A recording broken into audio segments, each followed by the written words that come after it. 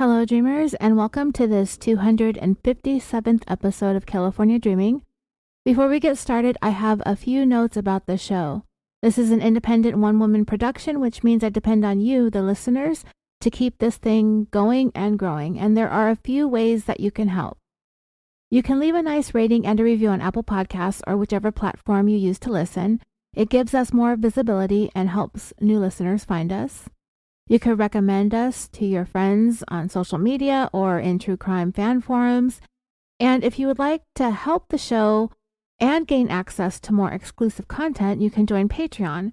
Starting at just $1 a month, you will be able to listen to dozens of full-length episodes you won't hear anywhere else.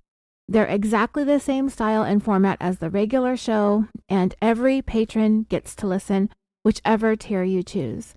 And if you would like to make a one-time donation, you can do so through PayPal using the email californiapod@gmail.com. This week, I'd like to thank Jans, Javier, Marie W., Stacia A., Trisha P., Sam G., Vicky C., Sylvia D., and Jane G. for either joining Patreon, raising their pledge, coming back, or donating through PayPal. All right, let's get started with today's episode. While it happens every once in a while, it's not really all that common for people to commit murder or try to commit murders together. And when we do come across cases where two people get together to conspire to kill someone or some people, it's often couples who are in an intimate long-term relationship. It's like usually one of them has this weird desire or fetish and the other one goes along to satisfy their needs. So when I decided to cover this case for you today, I thought back on the last almost 6 years of this show to see how many times we've talked about a story where people teamed up to do crimes. And I found more than I thought I would in our back catalog. The very first one where we had two people team up to commit a crime was all the way back in episode 13 with those two men who planned the 1997 North Hollywood Bank of America robbery and shootout. And while the plan initially was to pull off a bank robbery, these two guys were clearly armed to kill if they needed to in order to make their getaway. The very next case where people got together to conspire to kill that we covered was when Skylar De Leon recruited a couple of people to go along with him and help him rob Tom and Jackie Hawks. You guys remember that case? They had met with the Hawks under the guise that Skylar was going to purchase their boat, but the intention was to force them to sign over ownership of the boat, throw the couple overboard, and steal it from them. Skylar's girlfriend or wife at the time was also in on the plot, but she wasn't actually there at the time those killings took place out at sea.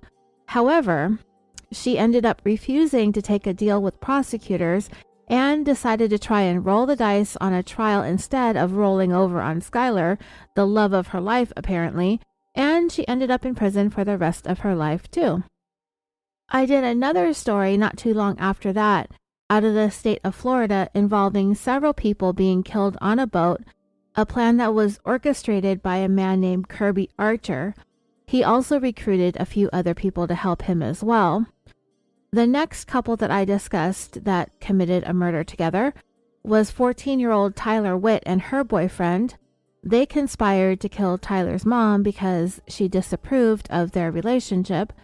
And there was another similar story out of Orange County that we talked about not too long after that episode, involving another young woman named Rachel Mullinex and her boyfriend. It was the same deal. She and her boyfriend killed her mom because she too disapproved of their relationship.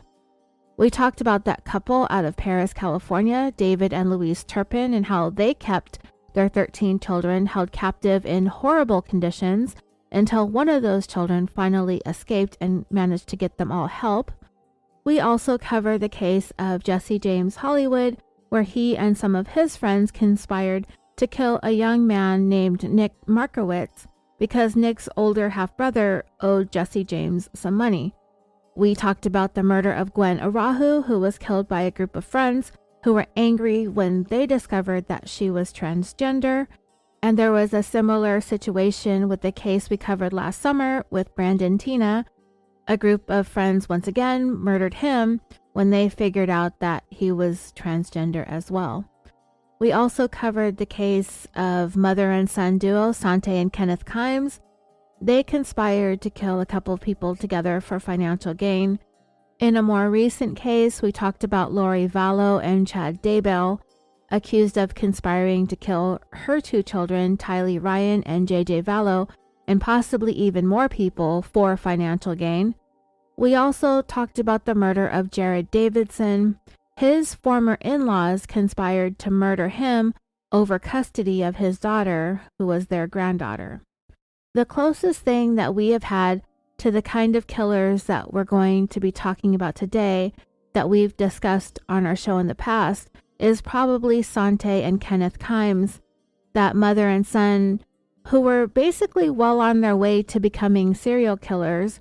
They were going along and killing people across a period of time for financial gain. Lori Vallow and Chad Daybell were another. And I think that we find it to be more common when we think about killer couples. They're in, like I said, a romantic relationship. The two of them, Vallow and Daybell, they did what they did for financial gain. And there are those couples who get off on killing together just to kill together, it seems like Carla Homolka and Paul Bernardo, Myra Hindley and Ian Bradley, Deborah Brown and Alton Coleman, David Ray Parker and Cindy Hendy, Fred and Rosemary West. You all know what I'm talking about. They do this together just because they get some sort of weird, sick, sadistic pleasure out of doing it together. And I just kind of noticed that I really don't venture into those types of cases that I just mentioned, these really evil couples who get together and they kidnap, rape, torture, and murder their victims, and it gives them this weird sexual thrill in their relationship. And there just tend to be certain types of stories that I shy away from, and sadistic serial killer couples are typically ones that I avoid. I'm not opposed to doing it. I guess I just kind of lean away from it. And even today, the story that we're going to talk about is purely financial gain. But the interesting thing about these ladies is that they were friends, well, sort of friends, frenemies maybe, who were older, they were retired, they may or may not have been collecting pensions. I don't know what kind of lives these ladies lived before they started becoming partners in crime. And they were going around targeting vulnerable older men. And what stood out the most about these two was their age. Keith Morrison, our favorite Dateline voice ever, he told their story in his multi-part series called The Thing About Helen and Olga a couple of years back. And I was going to tell you about them today in a one-off episode, but it's kind of turned into two because it was getting kind of long. So this is the first part of a two-part series, and this is the 257th episode of California Dreaming, the tale of the Golden Girls Gone Wild.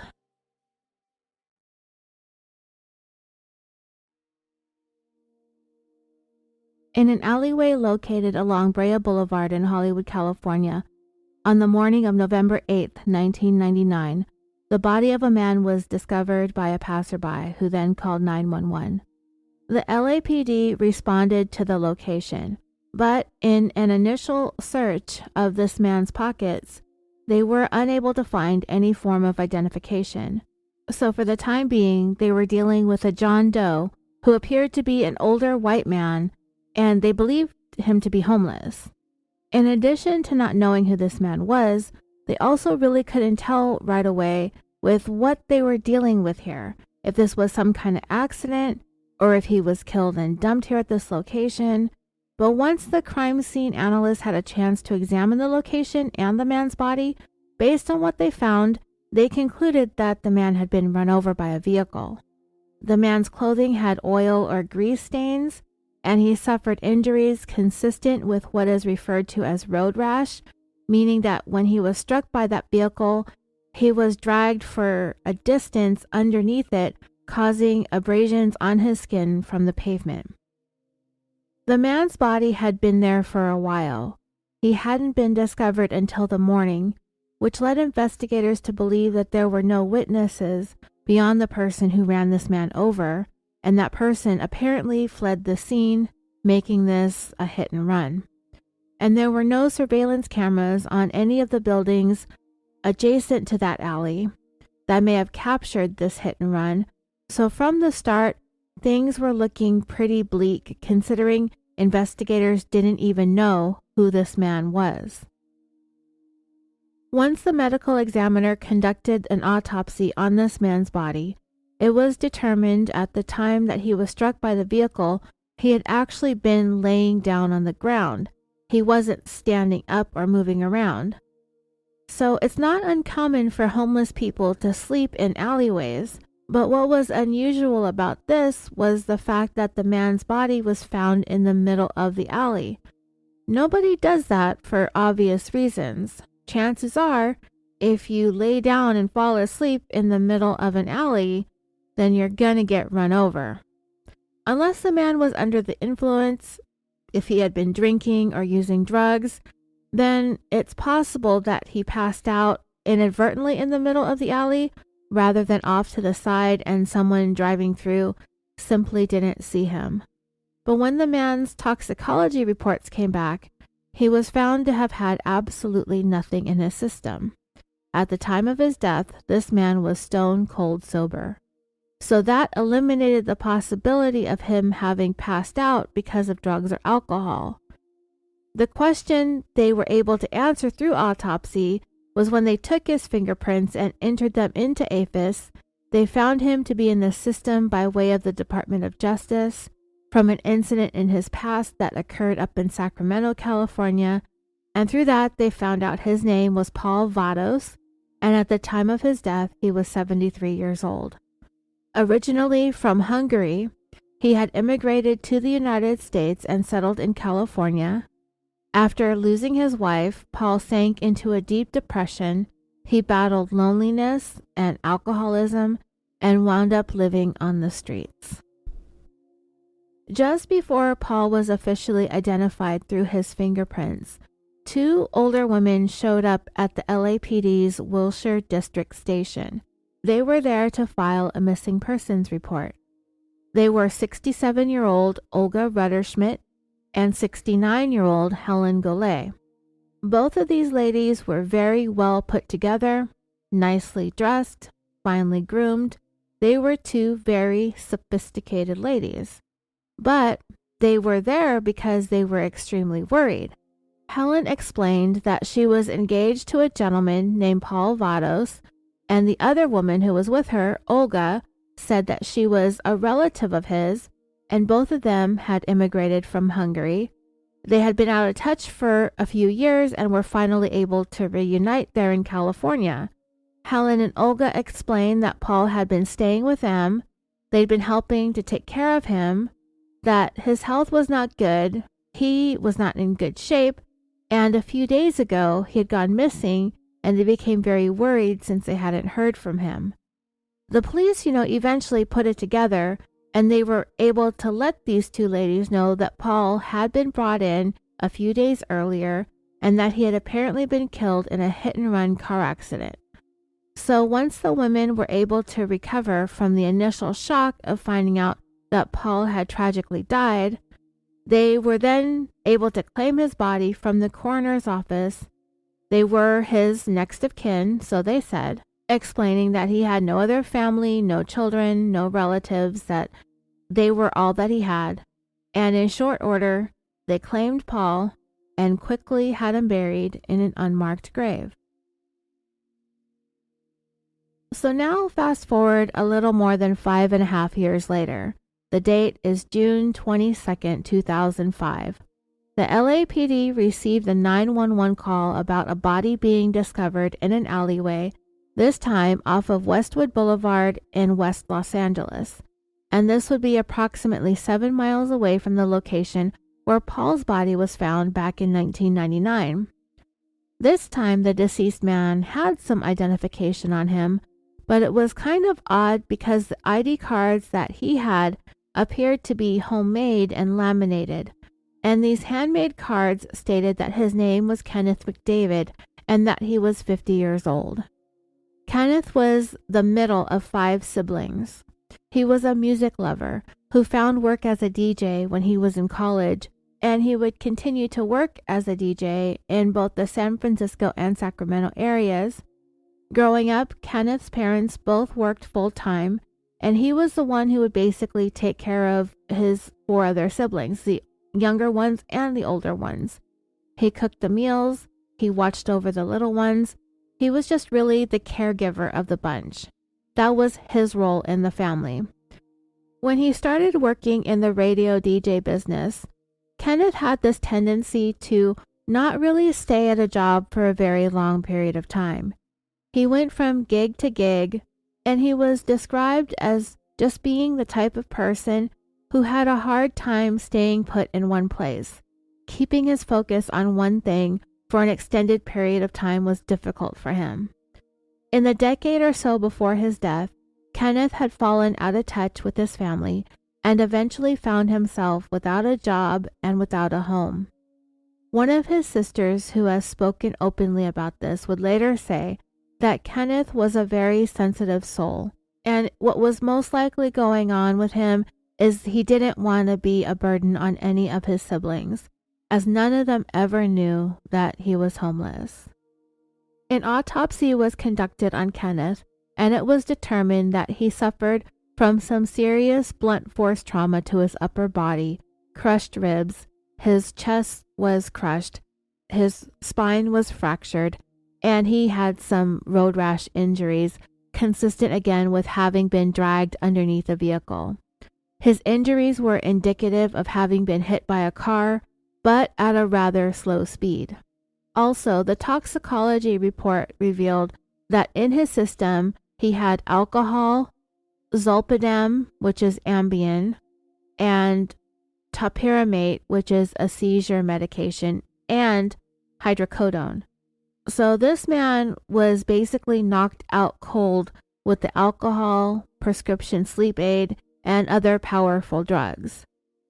One strange thing about Kenneth's death was the fact that in addition to having all that blunt force trauma to his body, his head had also been crushed, but his eyeglasses, which were found near his body, were in perfect condition. However, with all of those substances in his system, the first thought was that he had passed out in the middle of the alleyway and then was hit by a car on accident. This time, however, there were surveillance cameras in the alleyway that actually captured what happened. Well, some of it anyway. Investigators pored over the footage that they retrieved from these cameras, and it was during the night before Kenneth's body was found that they saw something unusual going on with a vehicle that drove through this alley. Now, this was 2005, and it was nighttime. And I think this is just about one of the most grainiest, worst videos I've ever watched in terms of surveillance videos. And upon initial review, all you can really see are the strange movements of a vehicle.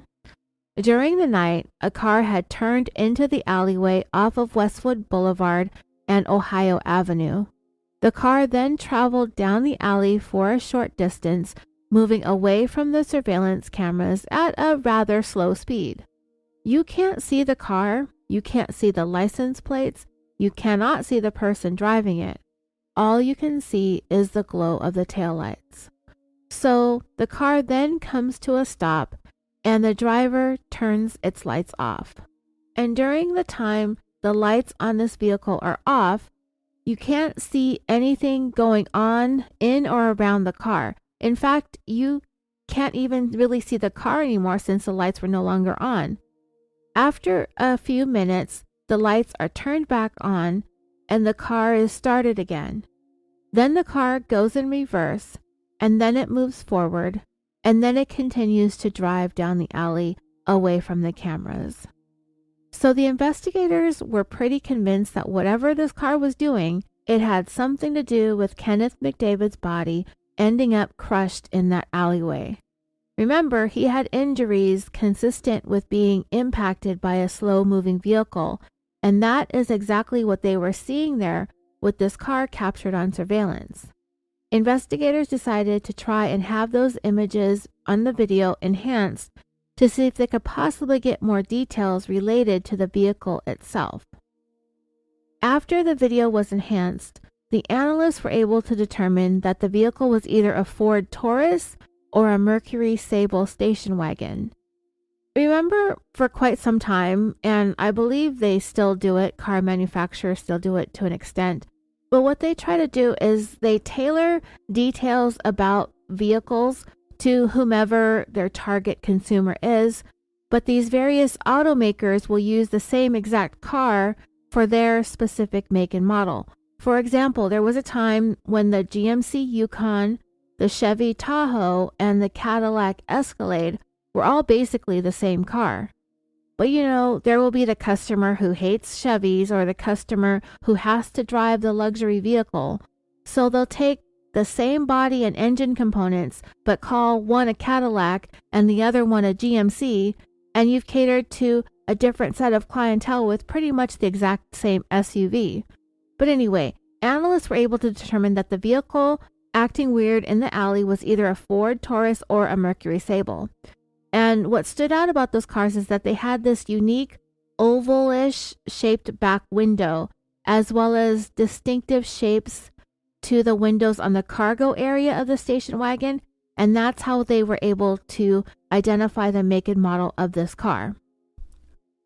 So while they were working on figuring out the type of vehicle captured on the surveillance, other detectives canvassed the areas around the location where Kenneth's body was found, and they did so by knocking on doors and going into businesses to see if there was anyone who saw anything. And just like in Paul's case, the investigators came up empty. Nobody saw a thing. There were no other useful clues that provided any leads, and before long, the investigation into Kenneth's death went cold. So fast forward again about 7 months after Kenneth McDavid was found dead in that alleyway, towards the beginning of 2006. An insurance company claims investigator contacted the Los Angeles Police Department asking for copies of their files on Kenneth McDavid. The insurance investigator said that two women, Helen Golay and Olga Rutterschmidt, these two older women, had filed a claim or a couple of claims on Kenneth's life insurance policies. Several policies had been taken out in his name, and the two of them were listed as beneficiaries to the tune of, at least for this one company, $1 million. So this sent up a couple of red flags with the detectives who had been assigned to Kenneth's case, and as they started to talk about what might be going on here with Kenneth, they started to wonder what the involvement of these two ladies had been, Helen and Olga. Well, as these detectives were sitting around talking about this, another officer who wasn't working on Kenneth's case at all, he was just nearby and overheard what was being said. As he listened, he found that there was something very familiar with what these other detectives were talking about. A dead body in an alleyway, two old ladies, insurance claims, etc., etc. So this officer who's snooping on their conversation, he goes and he digs up Paul Vados' case from more than 5 years earlier, and sure enough, they've got nearly an identical case. They had similar manners of death with the same two older ladies, and by this time, Helen was 75 and Olga was 73. And these two were claiming to be the only next of kin of the decedent. They turned around and filed claims on a bunch of insurance policies that had been taken out on Kenneth's life. It was very strange that these two women would surface in both of these cases. But what was even more strange is that they really aren't your usual, average, everyday suspects. I mean, murder suspects, right? And these two ladies are in their 70s. Are they actually going around killing people? It's almost unheard of. But, it was what it was. And that's what was being presented to these investigators. So yeah, in very short order, their prime suspects in two murders was turning out to be these two little old ladies. The thing that raised the alarm bells for the insurance investigator was the fact that there were such hefty insurance policies that had been taken out on these two homeless men. Nowadays, I doubt there would be any insurance carrier that would be willing to sell $1 million or more policy on a homeless person, but back then, I guess they weren't checking up as much. So the various entities involved in these cases, the insurance carriers, the investigators on Kenneth's case, and those on Paul's case, got together and started to compare notes. After they realized that they were dealing with potentially two killer little old ladies, the case was turned over to the LAPD's homicide unit, and they enlisted the help of the FBI and the Department of Insurance. So, first things first, they started checking into Olga's and Helen's backgrounds, and considering that they were looking to tie these ladies to two murders, they really didn't find very much in the way of their criminal histories. Olga had one little thing on her record for shoplifting, and Helen had absolutely nothing, a totally clean criminal record. And at that point, that's all investigators knew about these two. So they had questions. Who were these little old ladies? Do they work? Where do they live? Who are they to these men? Who are they to each other? But instead of tipping these ladies off by hauling them in for questioning to try to find answers, the lead homicide detective on the case instead chose to place both of them under surveillance. And it was not easy at all to justify the use of these valuable police resources because essentially they wanted as many as a dozen, possibly up to 15 or more of their police officers taking turns in pairs working around the clock just to follow two little old ladies. It was almost comical when this was asked of their commanding officers. But they were given the go-ahead to follow them around, so they were told they'd better come up with something good soon because they weren't going to be able to keep Helen and Olga on surveillance around the clock for very long. As the investigation into Helen and Olga meandered along, detectives came to discover that these two ladies, they had somewhat of an interesting yet circuitous relationship. They had known each other since sometime in the 1980s, and it would later become known that these weren't just two little old ladies. They were two little old con artist ladies who had been getting their swindle on for quite some time. But it wasn't anything close to murder that they'd ever been involved in, and they would be able to get away with it because, really, they looked like they could be your grandma. Helen was born in northern Texas in 1931. There is very little known about her family and her upbringing, but it was discovered that when she was a child, her father was killed in a car accident. It's not known what was going on with Helen's mother, but she was mainly raised by her maternal grandmother. However, after her father was killed, Helen was moved from Texas to Washington State, where she lived with a cousin. So you can see that her family was pretty disjointed. For whatever reasons, Helen had a hard time with her living situations within her family. She had been sent from one relative to another until finally she ran out of relatives and had no other place to go and wound up in the foster care system, where she stayed until she finished high school. After Helen turned 18, she relocated to Southern California. She settled down, got married, and together they had 2 children. That marriage ended in divorce, and Helen subsequently remarried to a second husband. That marriage also ended in divorce, but produced a 3rd child named Keisha. From there, Helen tried getting into the real estate business in order to support herself. She began purchasing apartment buildings and earning money from rentals. But during that period of time, in the 1980s going into the 1990s, rent control regulations were in place, so landlords were prohibited from raising rents, which caused apartments to fall into disrepair. And even if there were tenants in the apartment complexes, the rent wasn't enough income for Helen.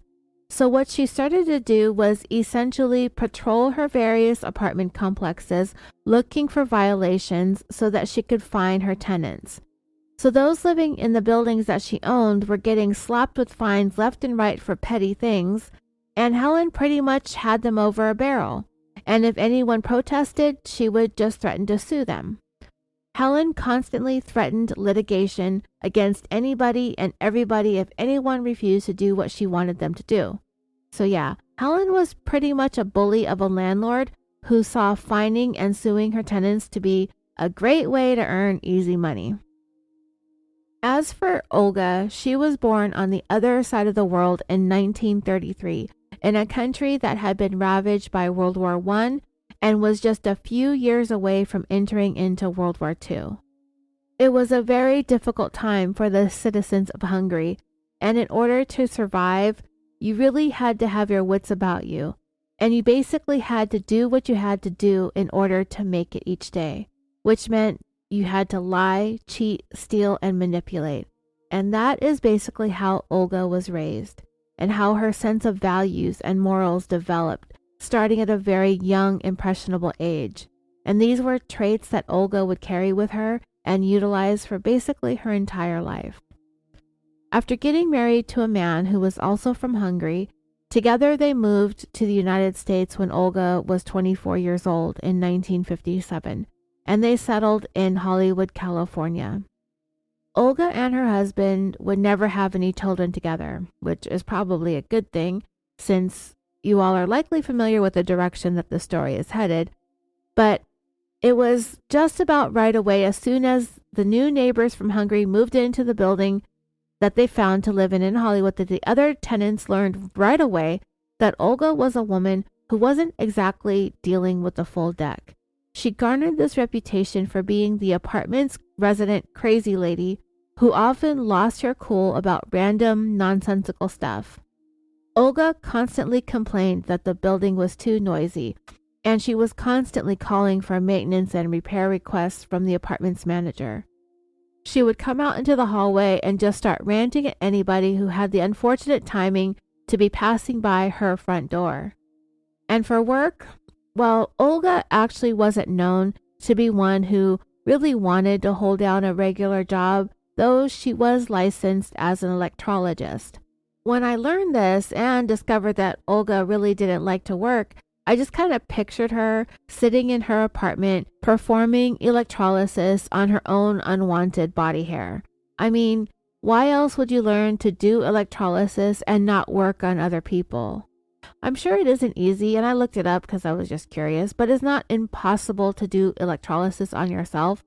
But anyways, as you can see, even though these two ladies grew up on different sides of the world, they both had this shared, similar character feature of not really wanting to work very hard. By the time Helen and Olga became acquainted with one another in the 1980s, the two of them were in their 50s. And usually these types of ladies who like to have the easy life often also like to have the good life, right? And the both of them spent a good deal of time trying to maintain their looks and their appearances. And as much as they had in common, the main difference between them was the fact that Helen was very much the stronger personality of the two. And that was apparent based on what I told you about her managerial style in running her apartment buildings and her rental properties. In their friendship, Helen would emerge as the leader. Olga had this aspect of her personality where she always exuded the sense of neediness and desperation, stemming from her childhood experiences back in Hungary. But it was the desire to make quick, easy money where Helen and Olga, these two little old ladies, met in the middle. So together, Helen and Olga made for quite the charming pair of sophisticated ladies. They just had this way about them. I mean, they had the ability to be charismatic and alluring on their own, but together it was like they were double the trouble. Helen had a very sweet side to her, with a Texas accent, which may not stand out in Texas, but in California to a Californian, sometimes we hear those accents and it's just like the cutest thing ever, especially to the opposite sex. And Helen knew how to work that. Pair that up with Olga's Hungarian accent, that's like Zsa Zsa, Gabor, and all of her sisters, right? Like I said, double the trouble. It was very easy for Helen and Olga to have the men swooning. They both had the ability to win men over very easily with their looks and their unique exotic ways of speaking, and they very much used that to their advantage. And one of Helen and Olga's favorite places to meet new people was at the local gym, which is where the two of them first met and became friends. From there, they decided to try and meet men at more high-end places. You know, they're living in Los Angeles, in the Hollywood area. While Hollywood itself is actually a pretty run-down city, the areas around Hollywood, once you get into the hills, you know, like Beverly Hills, Bel Air, Hollywood Hills, Brentwood, etc., there are people with money. And there are also a lot of nice hotels. So what Helen and Olga started doing was they would go to some of these really nice, luxurious hotels and pretend to be guests. They would get all dolled up and go to their best, most expensive restaurants that these hotels had to offer and try to meet men there. And their plan would work. They would meet these guys. Obviously, they had money. And however it was they went about it, Helen and Olga would end up stealing wallets, money, and credit cards from these guys. And most of the time, almost always actually, these men would be way too embarrassed to file a police report. So the amount of people Helen and Olga were able to rip off in this manner can really never be known. It's just known that this went on for years. But as I mentioned earlier, Helen, doing these sort of petty crimes, which is effectively kind of like high-end pickpocketing, is not really the kind of money that she is used to making.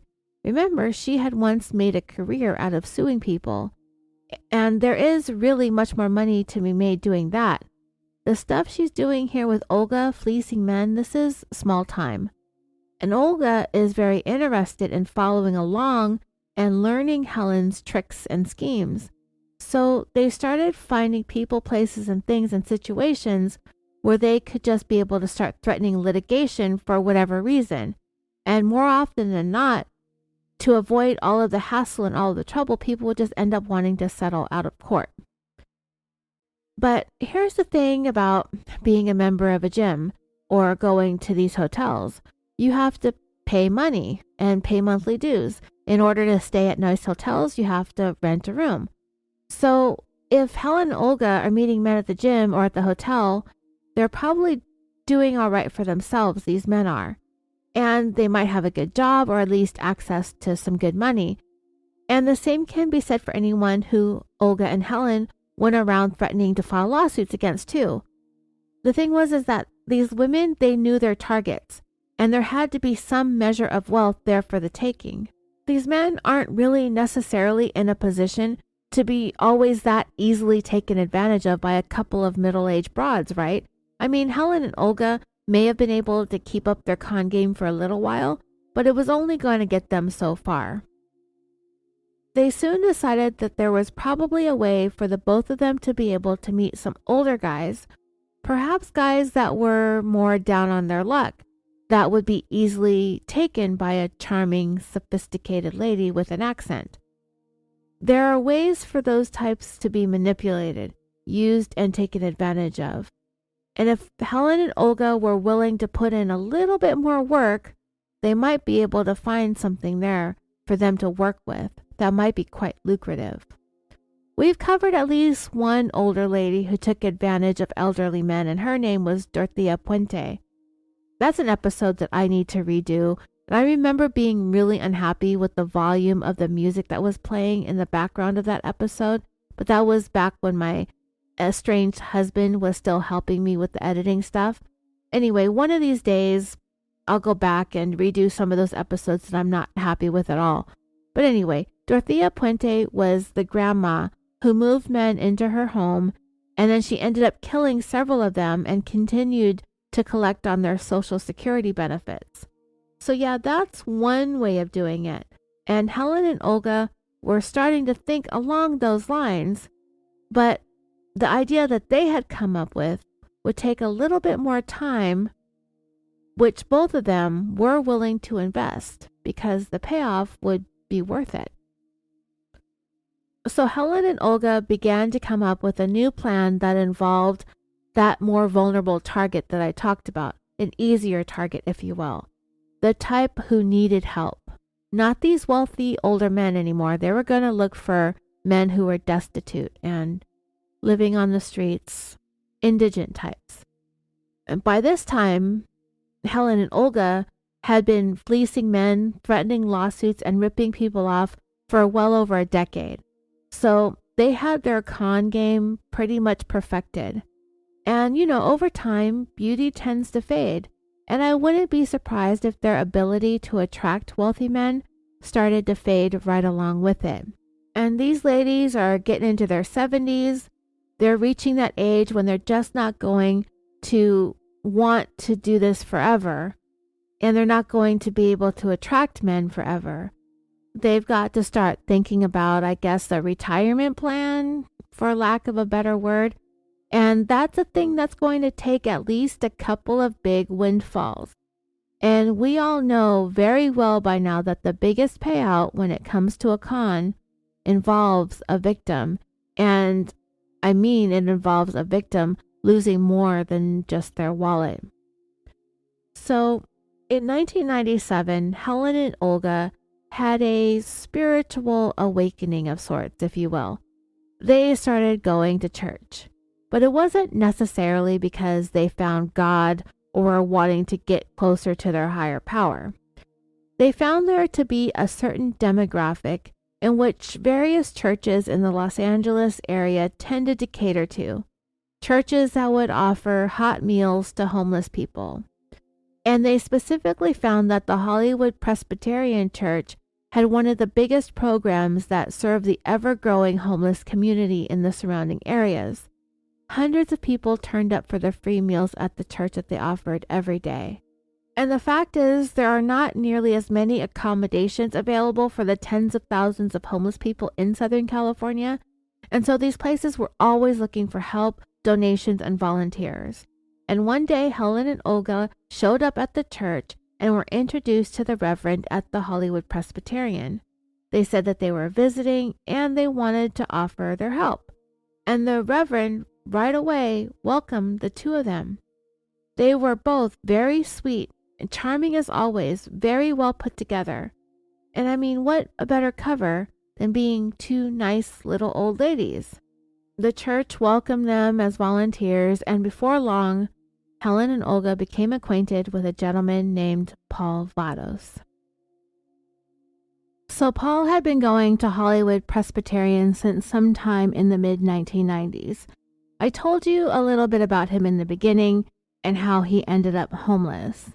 Like Olga, he was originally from Hungary. He was known to be a very nice and polite man who the volunteers at the church got to know well and were very fond of. And, well, Helen and Olga, under the guise of wanting to be volunteers at the church, also became acquainted with Paul. It wasn't very difficult at all for the two of them to gain the attention of a man who was also needing and wanting to enjoy the attention that he was getting from them. It was almost too easy for Helen and Olga to win men like Paul over. After all, they had been at it for years, meaning Helen and Olga, and Paul had been without this sort of attention from a woman for many years. And really, it would only take a few minutes of conversation for Helen and Olga to be able to get a man like Paul to open up. Before long, the two women would be able to make the determination as to whether or not Paul was in the right place in life, in a position to be exactly what they were looking for when it came to their next scheme. And the criteria they were looking for was an older man who didn't have too many family members around, or a family that he wasn't in touch with, or a guy who wasn't originally from Southern California. And it was important that there weren't any family members that would be asking too many questions or poking around or trying to find out what Helen and Olga were up to. If family were to stick their noses into their business, then Helen and Olga would not be able to manipulate these men. They wouldn't be able to run their con game. At this time, Helen still had a number of rental properties. After getting to know Paul at the church, they offered to let him move into one of the vacant apartments in one of Helen's buildings, an offer that Paul readily accepted. And it was help that he really couldn't refuse. They were going to help Paul get off the street, give him shelter, buy him clothing, give him food. They even helped him to get medical attention if he needed it. These were offers nobody in Paul's position could refuse, especially from two really nice, really well put together older ladies. And actually, Paul felt like his luck had finally taken a turn for the better. For these ladies to come along and offer him all this help, and there was this kind of kinship from the start, seeing as both he and Olga were from Hungary. Like it was fate. It was meant for their paths to cross there in the United States. Paul really did feel very, very fortunate to have found these ladies and for them to have all of this willingness to help him and to get him off the streets. Of course, and I know that we wouldn't be here talking about Helen and Olga if there wasn't a catch to what the two of them were doing. And this takes me back to something that my dad always told me. And I think I'd even brought it up recently in a group therapy session that I was in. And it's the fact that nobody ever does anything for nothing. And what Helen and Olga wanted to do was they wanted to take out a number of insurance policies on Paul's life. Now, I'm under the impression that Paul may not have been 100% clear on what all of this paperwork that Helen and Olga had that they wanted him to sign. And it seems like they just told him to sign his name, and whatever they told him to do, he just did. And he might have been willing to just sign whatever and not even read what he was signing because he grew to trust these women and simply believed whatever it was that they told him the paperwork was all about.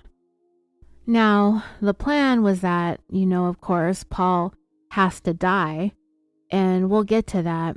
So anyway, Helen and Olga went around taking out these policies, several of them, and Helen was mostly the one in charge of all this stuff, but Olga, she was very much in on it as well. Helen put herself down as being engaged to Paul, and Olga was listed as a cousin and as a second beneficiary. At the end of the day, these women, Helen and Olga, they were nobody to each other, and they had no reason to be loyal to one another either. And the bottom line was both of these ladies were a couple of shysters. But one of them was a little bit more shady than the other, and that one would be Helen. In a duo, there is always one, or almost always one, who usually takes a leading role, and in this case, it would be Helen. She had long been taking advantage of people. She'd been a proprietor of several rental properties. She'd filed frivolous lawsuits, and just all around, she was just a con woman most of her life.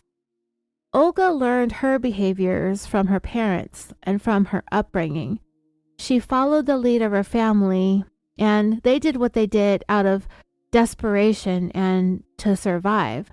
But now in the United States, Olga was following Helen's lead and taking those skills and using them to take advantage of other people. So Helen and Olga did buy some insurance policies together in both of their names on Paul's life. But Helen, behind Olga's back, went and purchased 3 more policies. And those would be ones that she was not going to have to split the proceeds from with Olga. Now, what these two were doing here with these insurance policies was going to take a lot more time and dedication to carry out the fraud.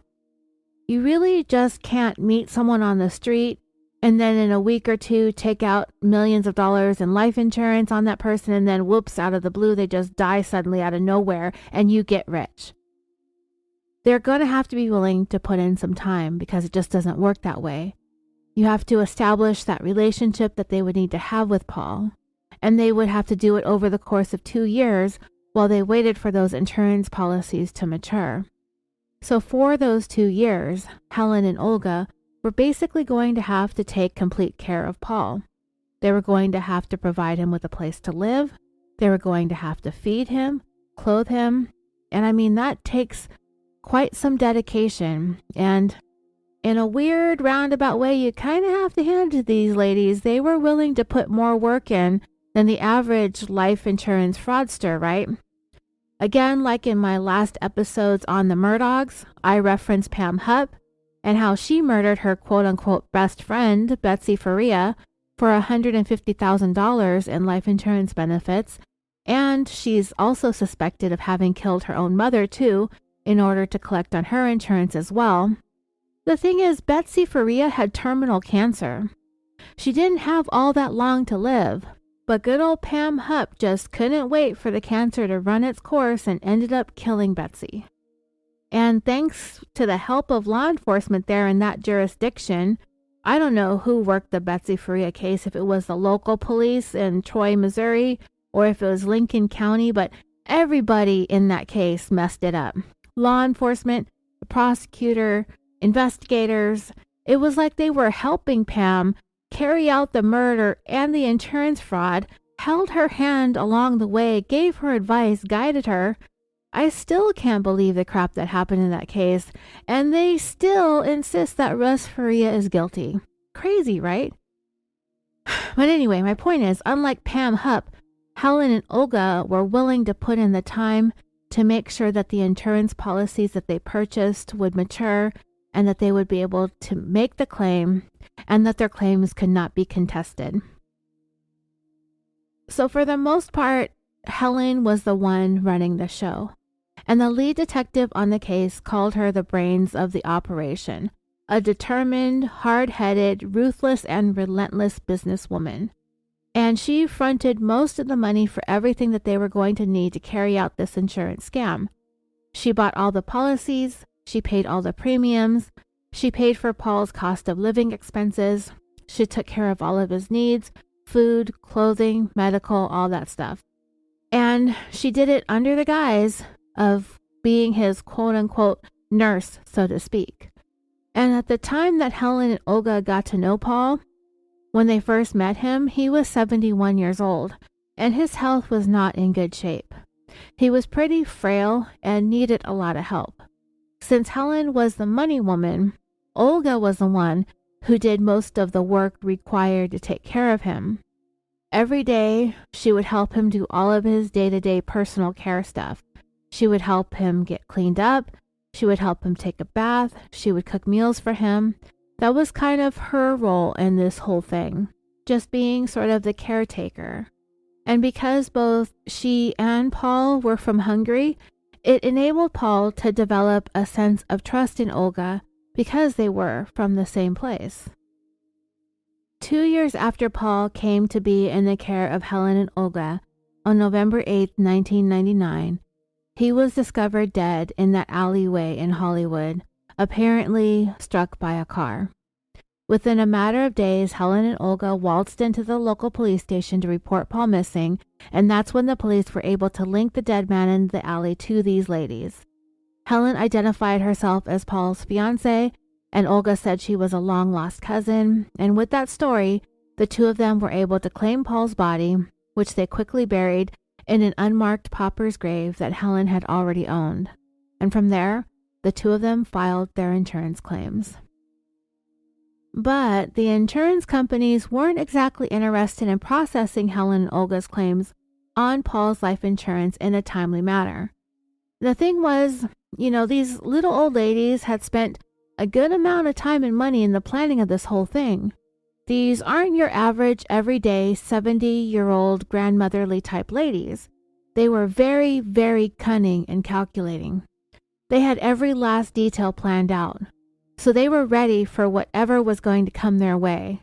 Neither one of them ever had a worry or a care in the world about what they were doing or who they were hurting, and they were as sure as the day is long that they would be getting away with this because they literally put 2 years of their lives invested into this. The plan not working wasn't even a thing that Helen and Olga entertained. But what they hadn't planned on was the insurance companies dragging their feet when it came to paying out their claims on Paul's life. So some 9, almost 10 months had passed. It was getting into the late summer, early fall of 2000. Helen and Olga had been waiting patiently for the insurance companies to do their thing and process their claims, whatever it is that they do.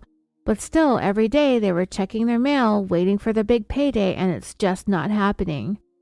They haven't got a single penny from the policies that they had purchased on Paul's life. Olga, growing more eager to get her hands on the money, contacted one of the companies that they had purchased the policy from and put in a request to be paid out her half of the claim in advance, but the insurance company denied her request.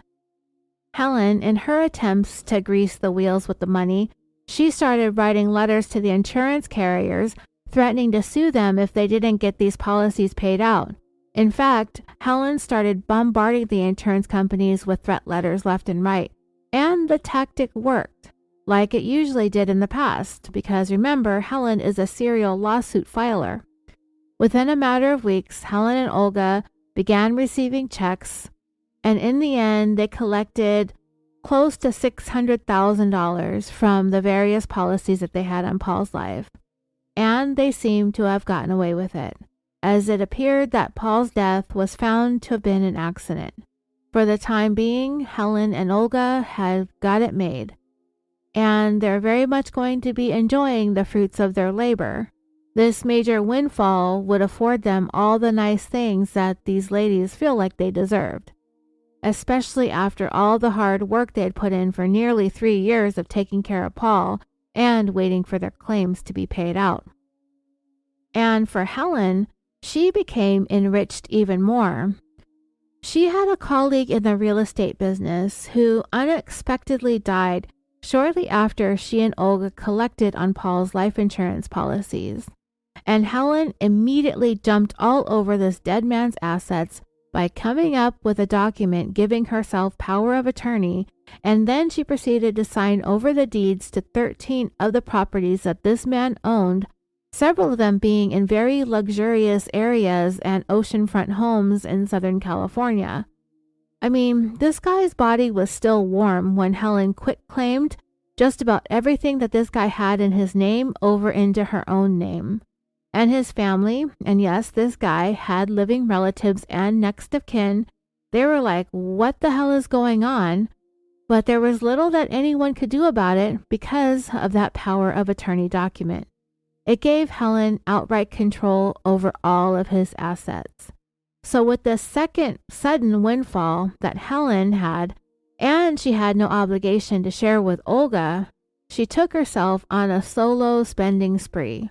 She got some cosmetic procedures done, a completely brand new high-end designer wardrobe, and a new Mercedes-Benz. Now Olga always felt less than and inferior to Helen. I mentioned earlier that in the dynamic of their friendship, if you want to call it a friendship, Helen was the one who had the stronger personality, and she quickly emerged as the boss and the brains of the operation as they carried out their more than a decade-long crime spree at that point.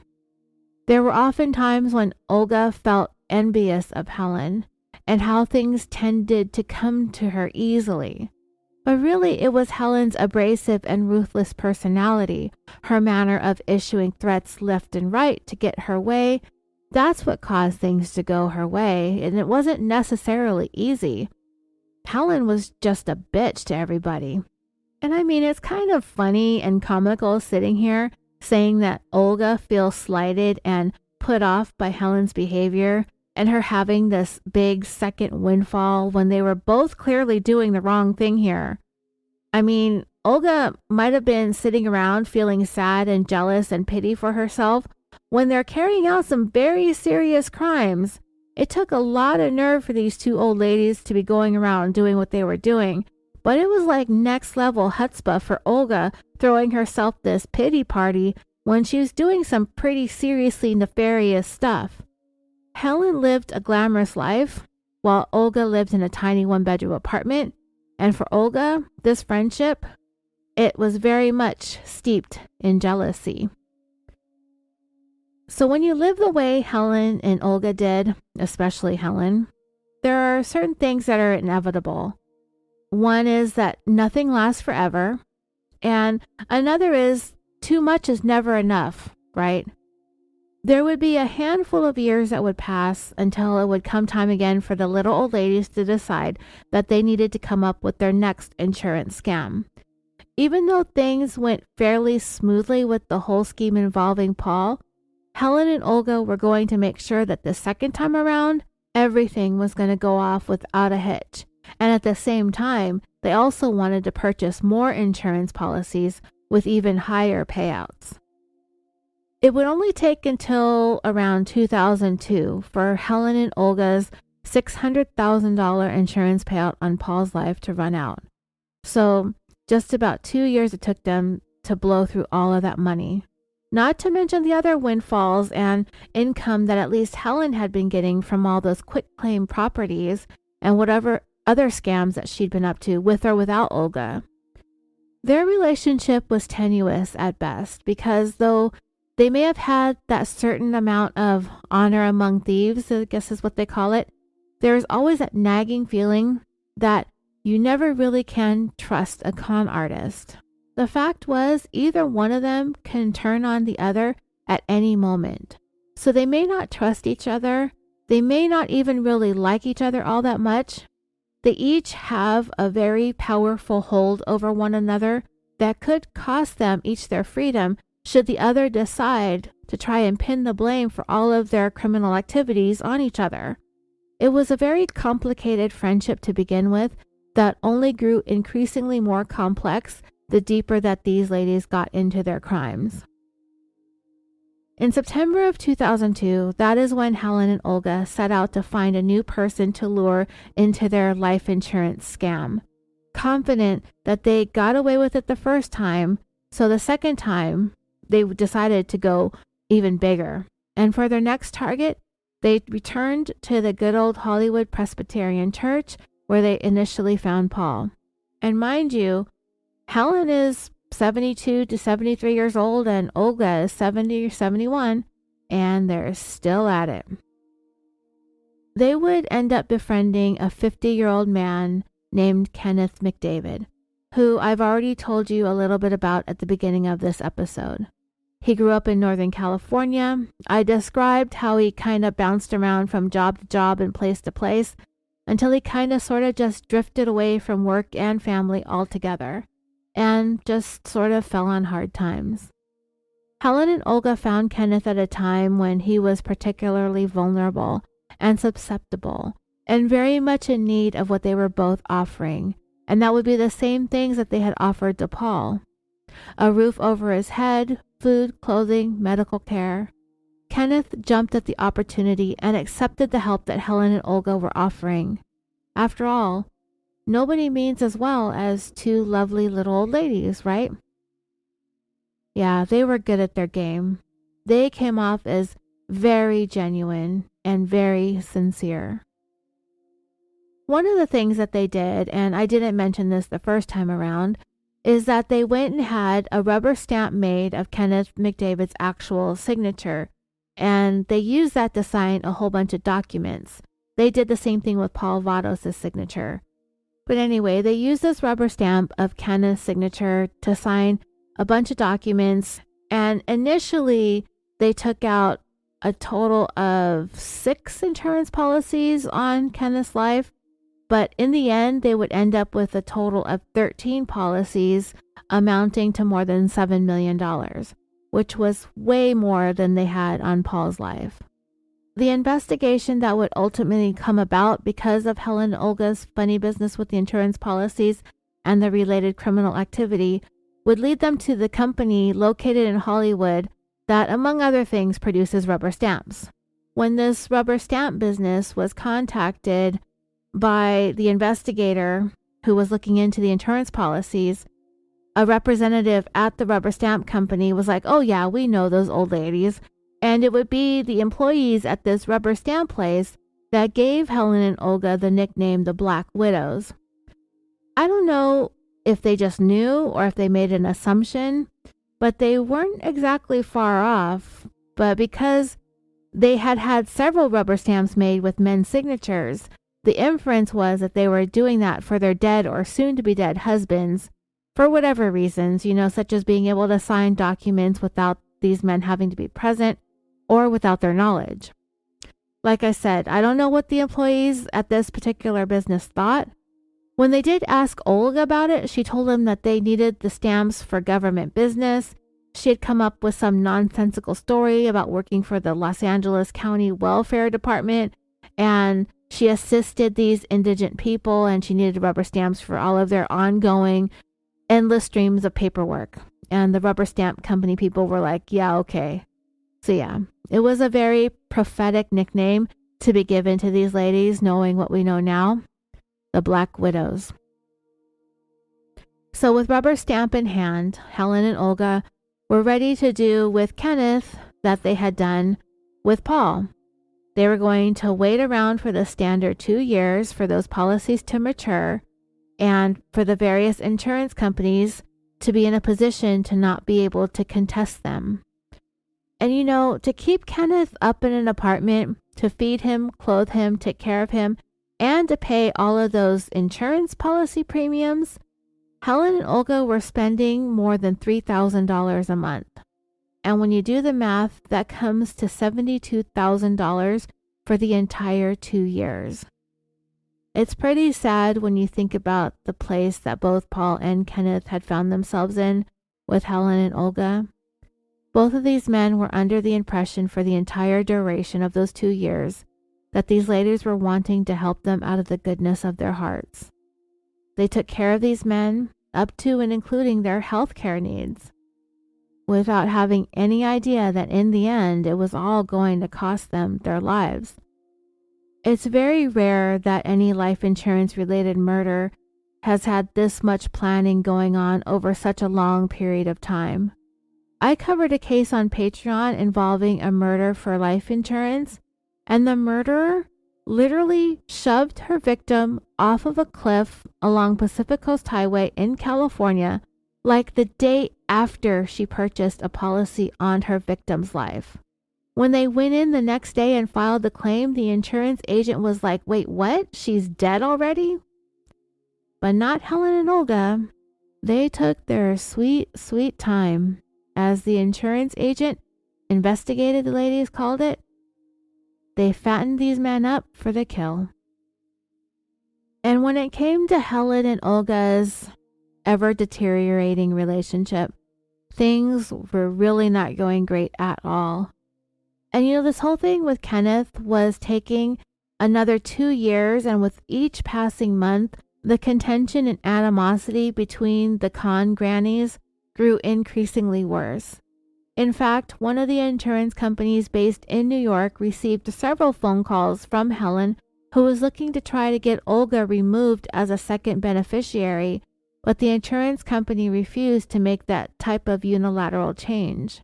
It was a thing that was going to have to be done by Kenneth McDavid himself, and I don't think the guy had any idea about the millions of dollars that these ladies had taken out on his life, and Helen was not about to let him in on it. So this was the way things were going for Helen and Olga, all the while they were providing shelter, food, and care for their next victim. Helen and Olga wasted no time once the 2 years that they had to sit on those insurance policies was up, and they immediately put their plan into action on June 21st, 2005, a little more than 5 years after Paul Vados was killed. Kenneth was then found dead in an alleyway a few miles away from where Paul was found dead in a very similar manner. Once his body was discovered in the morning, it was pretty clear that Kenneth too had been struck by a vehicle. Another hit and run, and another clean getaway for Helen and Olga, so they thought. I mentioned in the beginning of this episode that it was an officer not minding his own business that overheard some investigators talking about the Kenneth McDavid hit and run, when he suddenly remembered that there was a similar death a few years back, and that would be Paul's death. And just like before, these two little old ladies in their 70s had eventually come forward to claim Kenneth's body in order to get the insurance claims moving along. And a few months later, an insurance claims investigator saw some red flags with the policies that Helen and Olga had on Kenneth, and he ended up touching base with the LAPD, the jurisdiction in which Kenneth had died. And before long, the insurance companies, the Los Angeles detectives, and the FBI had formed a task force and started a two-pronged investigation, one involving the insurance fraud and the other involving the murder. And this task force would be dubbed the Granny Task Force.